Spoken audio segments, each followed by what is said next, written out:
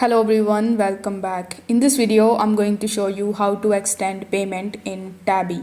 For that, first of all, you need to launch your Tabby mobile application and then tap on your profile icon in the bottom right hand corner of the screen.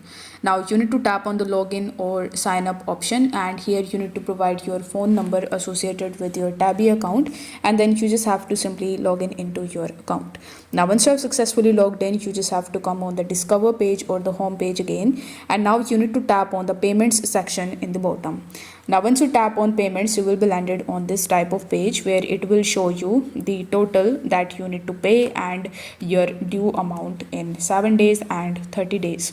In the bottom of it, you will be able to see the current payment of yours. So you need to tap on the extend option, and after that it will give you a bunch of different options like 7 days, 1 week, 2 week, 3 weeks, etc. So you just have to select that with the help of that calendar according to your own choice when you want to make the payment, and then you just have to simply follow further instructions in order to enable the extension of your payment. So if this video helped you out, don't forget to like the video and subscribe to the channel. Thank you so much for watching.